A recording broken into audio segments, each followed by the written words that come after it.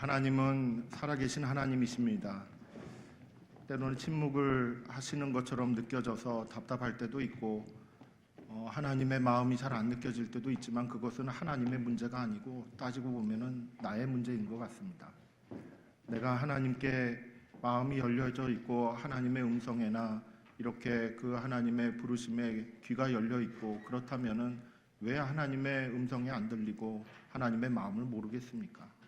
내 마음이 이렇게 닫혀 있지만 않는다면 하나님께서는 늘 찾아오시고 우리의 심령 안에 말씀하시고 우리를 새롭게 하시며 하나님의 뜻을 이루어 가실 줄이라 믿습니다.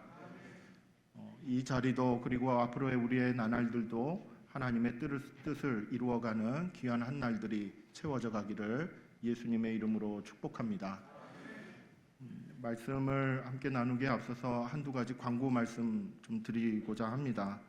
겨울에도 교회 학교에서는 함께 수련회도 하고 겨울 성경학교도 하고 캠프도 하고 다 그렇습니다.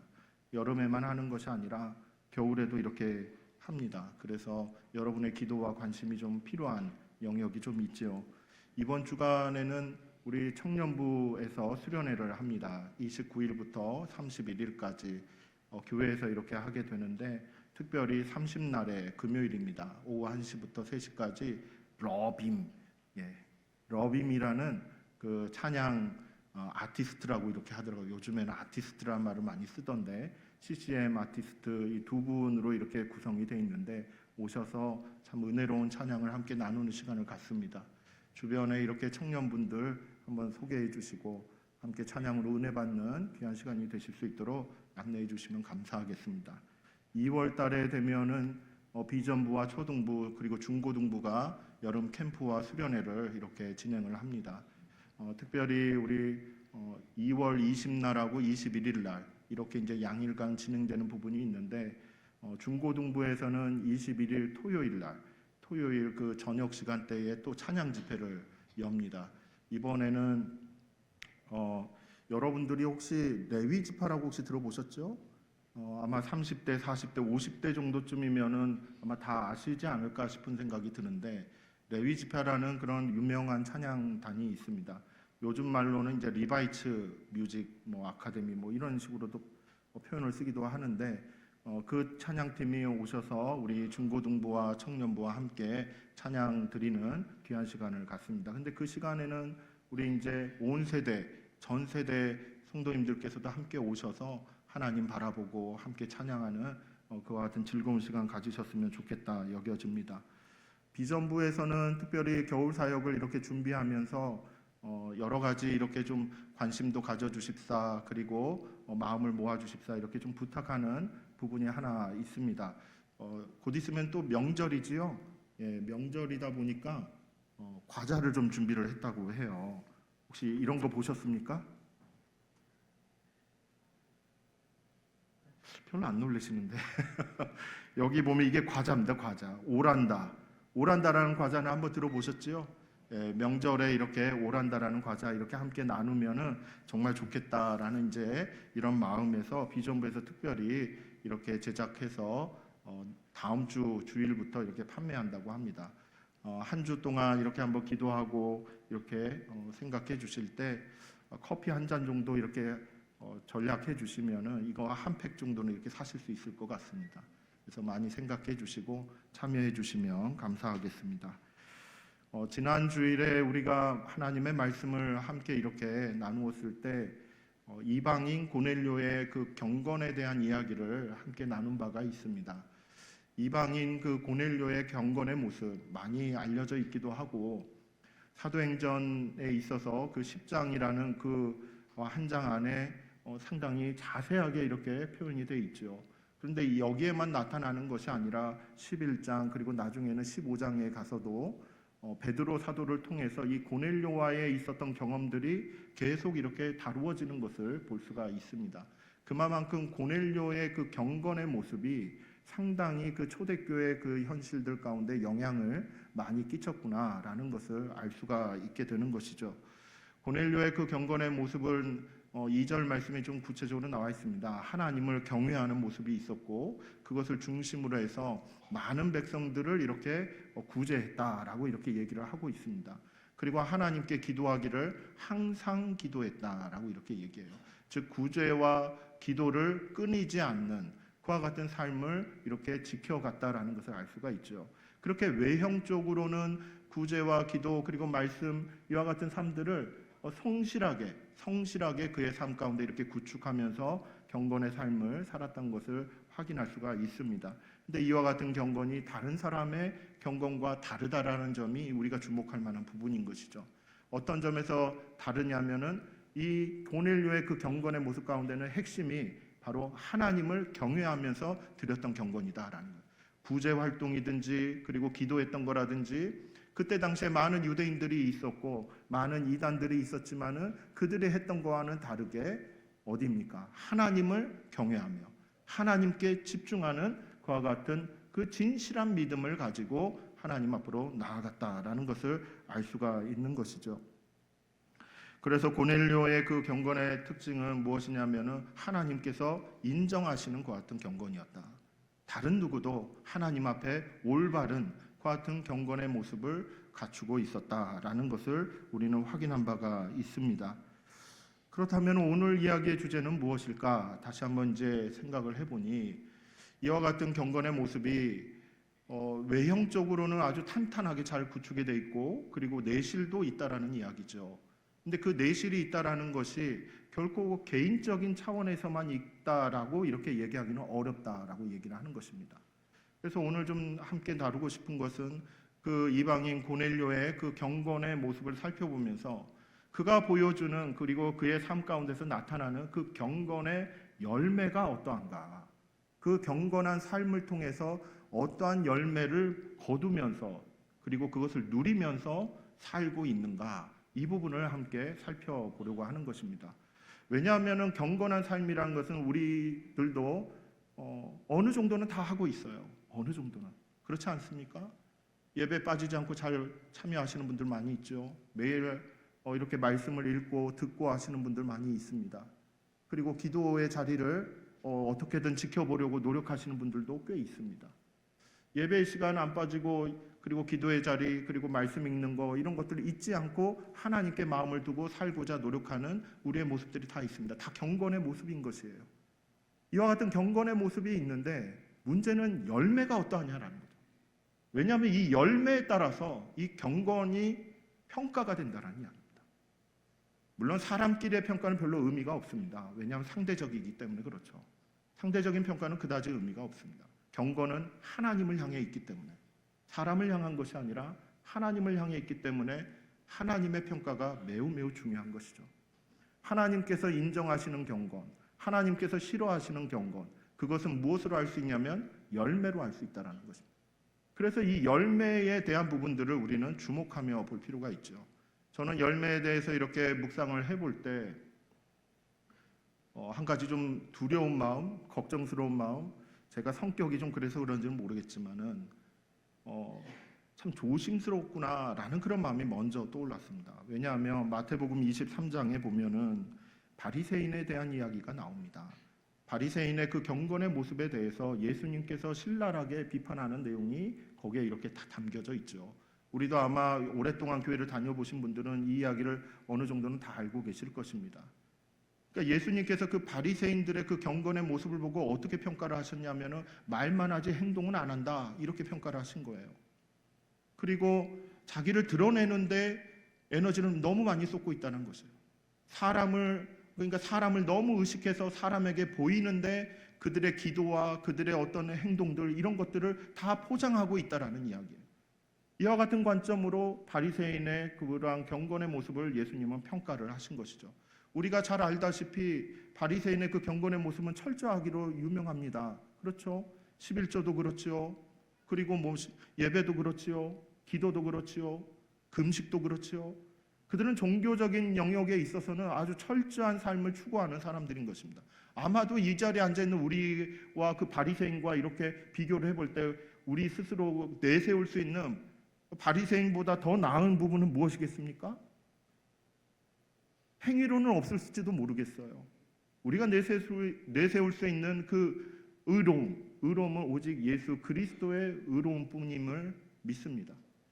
예수 그리스도의 안에 있는 그 하나님의 그것을 의지하지 않고서는 이들보다는 더 철저하게 우리가 살 수는 없는 것이죠. 그런데 천국을 들어가고자 한다면 이들의 의보다, 바리새인들의 의보다 더 나아야 된다라고 예수님은 알려주신 바가 있어요. 바리새인의 그 경건의 모습은 그만큼 철저했고, 하지만은 그들의 그 경건의 열매는 아주 형편없었다라는 것이 예수님의 평가였다라는 것이죠. 그래서 23장, 마태복음 23장에 쭉 읽다 보면은 화 있을진저 하면서 7번을 예수님이 이렇게 막 뭐라고 표현해야 될지 아주 신랄하게 저주 섞인 말도 이렇게 서슴지 않으면서 입에 담기 어려운 그런 욕까지 해가면서 그렇게까지 아주 신랄하게 비판하는 것을 우리는 확인할 수가 있는 것이죠. 눈먼 인도자와도 같아. 그렇게도 얘기도 하고, 박하와 회양의 11조는 들이되 율법에 더 중요한 것은 버렸다. 그러니까 정의와 긍휼과 믿음은 버렸다. 이렇게까지도 얘기하는 것이죠. 겉은 깨끗하고 그럴듯하고 아름답게 하지만은 그 속은 탐욕과 방탕으로 가득 차 있고, 죽은 시체의 그런 아주 더러운 것들로 가득 차 있다. 아주 신랄하게 비판하는 것을 볼 수가 있습니다. 그러니까 이와 같은 이야기를 묵상을 하다 보면 두려운 것이에요. 나를 볼 때 나도 그래도 매주마다 예배 드리고 날마다 이제 말씀도 한번 읽어보겠다고 이렇게 한번 도전도 해보고 하고 있는데, 그런데 이와 같은 내 모습을 보실 때 이처럼 보시면 어떡하나 이런 생각이 막 드는 것이죠. 중요한 것은 열매에서 판가름 날 수 있겠구나. 외형적인 부분은 그만큼 탄탄하게 그리고 아주 성실하게 이렇게 경건의 삶을 살아간다 할지라도 그 경건의 모습 가운데서 나타나는 그 열매에 대한 부분이 아주 형편이 없으면 하나님 앞에 부끄러운 모습으로 설 수밖에 없는 게 아닌가, 이런 생각을 가져보는 것이죠. 최소한 비판을 받지 않기 위해서, 하나님께로부터 비판을 받지 않기 위해서 우리는 경건의 열매에 있어 신경을 쓰면서 접근할 필요가 있다라고 이렇게 말씀드릴 수 있는 것입니다. 경건의 열매 있는 경건이 왜 중요한가 다시 한번 또 생각을 해보면은, 이것은 우리 스스로를 볼 때 다른 사람은 제발 생각하지 않았으면 좋겠습니다. 다른 사람의 경건의 삶은 하나님께서 보시는 거예요. 그러니까 내가 생각할 바, 평가할 바는 아닙니다. 그것은 분명하게 해두고 이야기를 진행하는 게 좋을 것 같습니다. 그러니까 하나님께서 나를 보실 때 열매 있는 그와 같은 경건이 왜 중요한가라고 했을 때, 나의 경건, 그러니까 내가 나를 봤을 때 내가 지금 살아가고 있는 그 경건의 삶이 과연 거짓인가 진짜인가, 이것을 분별하는 그와 같은 기준이 열매에 있다라는 점입니다. 왜냐하면 마태복음 12장에 보면은 바알세불 논쟁이라는 것이 있습니다. 그러니까 예수님 앞에 한 사람이 왔어요. 그 사람은 귀신이 들려서 귀도 안 들리고 말도 못하고 막 이와 같은 사람입니다. 그런데 그 사람을 예수님이 딱 말씀으로 긍휼로 치료해 주셨죠. 이제 이와 같은 모습을 보고 바리새인들이 또 거기에 딱 등장한 거예요. 그것을 딱 보고 난 다음에 마음에 무슨 마음이 들었냐면 시기심이 든 겁니다. 시기심이 들어서 이런 평가를 내렸어요. 저 예수라는 사람이 하는 저 행동은 무엇이냐? 저 행동은 본인의 능력 그리고 하나님의 능력이 아니다. 귀신의 왕 바알세불의 힘을 빌어서 저렇게 한 것이다 라고 그렇게 평가를 하는 거예요. 그 평가가 예수님 귀에 이렇게 들려왔습니다. 예수님의 마음이 어떠하셨겠습니까? 화가 나신 거예요. 화가 나신 거예요. 하나님의 역사, 성령의 역사를 보고 귀신의 왕 바알세불의 그와 같은 내용이다, 그와 같은 능력이다라고 이렇게 평가하는 이 바리새인들의 그와 같은 말들, 이들이 가지고 있는 경건에서 나오는 그와 같은 평가인 것입니다. 여기에 대해 예수님께서는 이렇게 말씀하시는 거죠. 나무도 좋고 열매도 좋다 하든지 나무도 좋지 않고 열매도 좋지 않다 하든지 하라. 그 열매로 나무를 아느니라. 이렇게 선언하시는 거예요. 그러니까 나무를 알려면은 그 열매를 보고 알 수 있다라고 예수님이 얘기를 하신 거죠. 그러니까 내 자신에 대한 그와 같은 경건에 대해서 예수님께서 보실 때 나의 경건이 정말 옳은가 그른가, 하나님 앞에 바로 서 있고 이렇게 잘 성장해 가고 있는가, 이것을 평가하는 기준은 내가 경험하는 그 경건의 삶에서 이렇게 나타나는 열매를 통해 알 수가 있다라는 것입니다. 내 자신의, 여러분 스스로의 그와 같은 경건의 모습을 한번 돌이켜 보실 때, 나는 지금 어떤 열매를 맺고 살아가고 있는가? 이것을 꼭 다듬어 보시는, 그것을 꼭 점검해 보시는 시간이 있으시길 바랍니다. 우리가 잘 알다시피 바리새인과 같은 경건은 비판과 저주를 받게 되는 것이지요.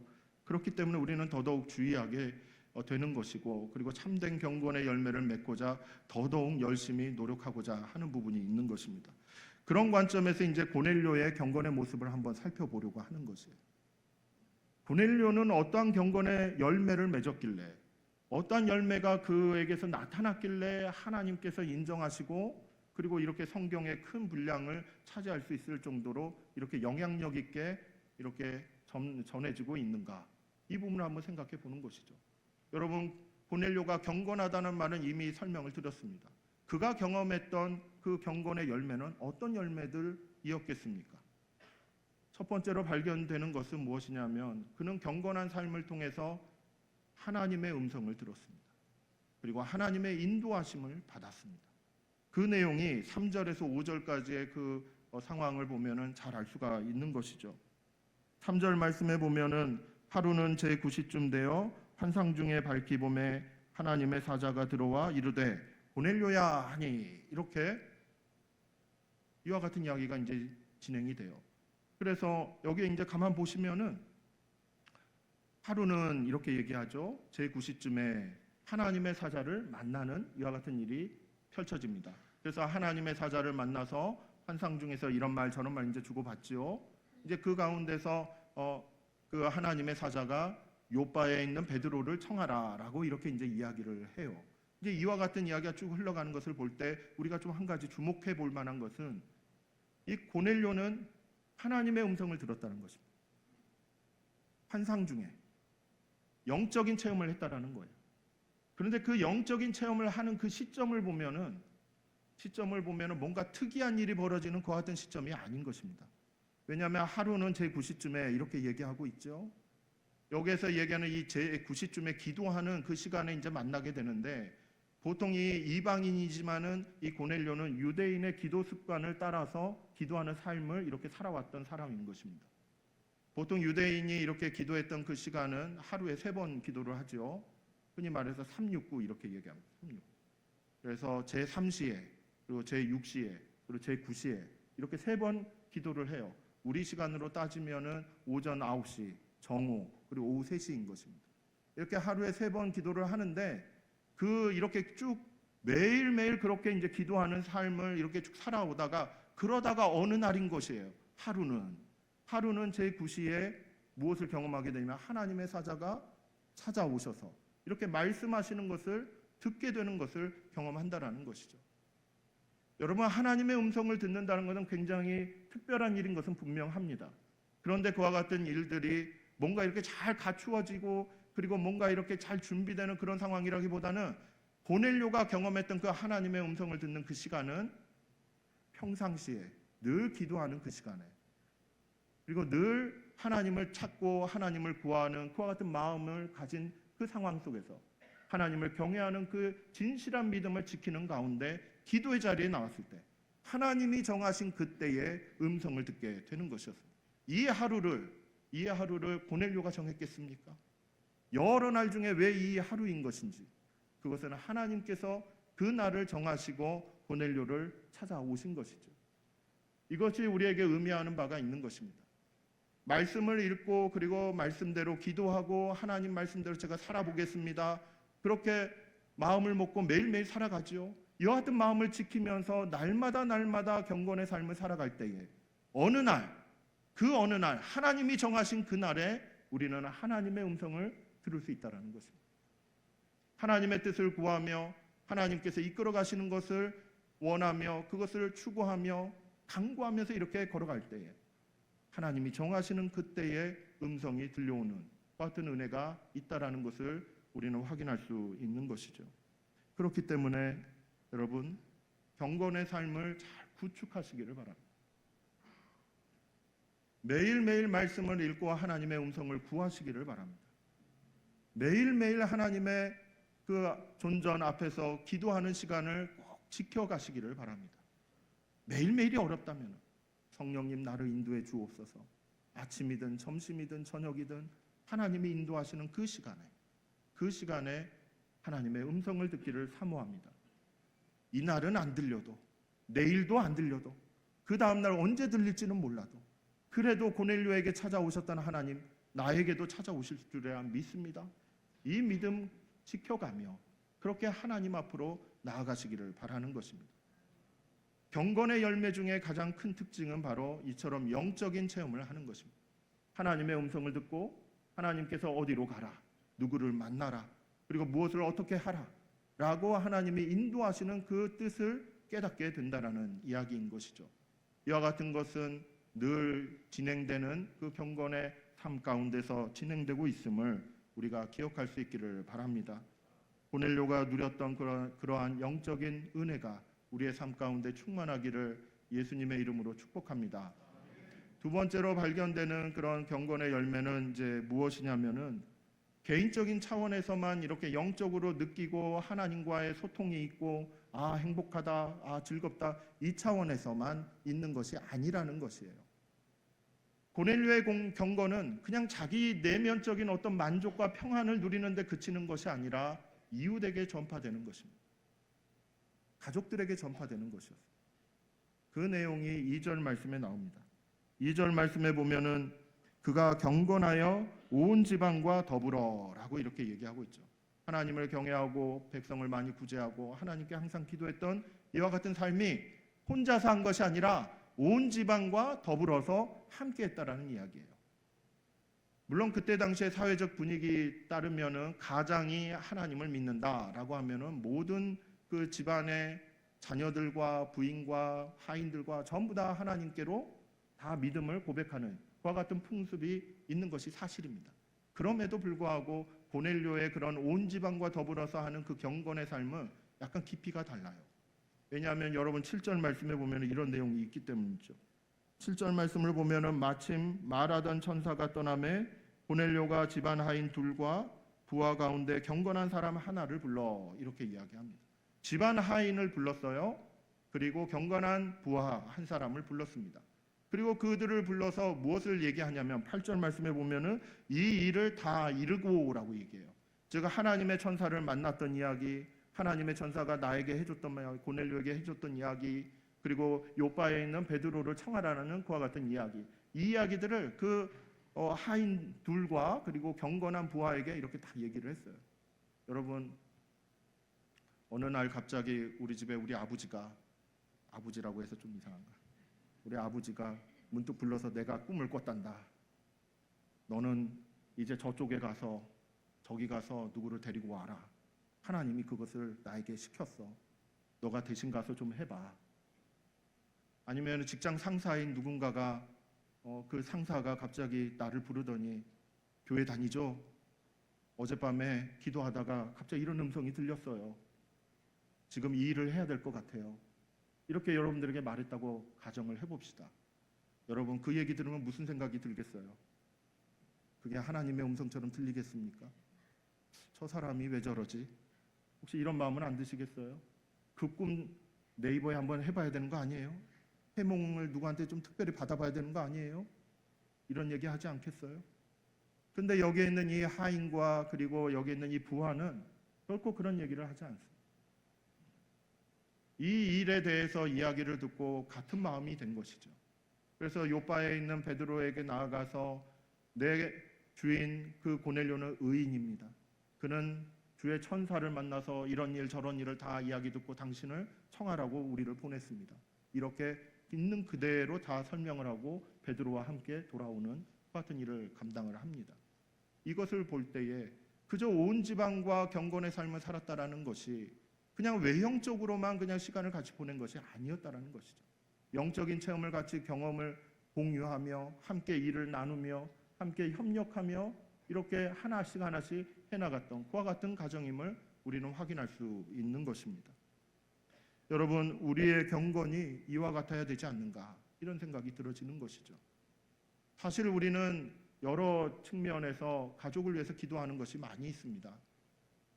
하나님께서 우리의 가족들에게, 자녀들에게, 배우자에게, 우리 부모님에게 놀라우신 하나님의 은혜를 좀 주셨으면 좋겠습니다. 하나님의 은혜가 좀 임했으면 좋겠습니다. 하나님께서 그 영혼을 살려주시고 하나님께서 다시 이끌어 주셨으면 좋겠습니다. 이런 기도 제목가 끊이지 않아요. 이거 해마다 있는 것 같아요. 여러분, 이와 같은 기도 제목이 변하지 않고 끊이지 않는 이유 중에 하나가 과연 무엇일까? 다시 한번 돌아보게 되는 것입니다. 고넬료가 이처럼 하나님 앞에 참으로 참된 경건의 그런 열매 있는 삶을 살았을 때 그 온 집안에, 그리고 변화되는 무심령들이 집안에도 그리고 직장에도 있었던 것을 우리가 한번 살펴볼 때에 우리 스스로의, 그리고 내 자신의 경건의 모습들을 다시 한번 돌아보게 된다라는 것이죠. 우리가 늘 하나님 앞에 기도하는 것이 많이 있지 않습니까? 그들의 변화를 구하는 그 같은 기도 제목들도 상당히 좀 많이 쌓여져 있는 것이 사실인 것이죠. 그런데 그 변화는 결국 하나님께서 이루시는 것이라 믿습니다. 그런데 그 하나님께서 이루실 때에 누구를 사용하시겠는가? 누구를 사용하시겠는가? 여러분, 경건한 사람을 사용하시는 것입니다. 경건한 한 사람을 사용하시는 것입니다.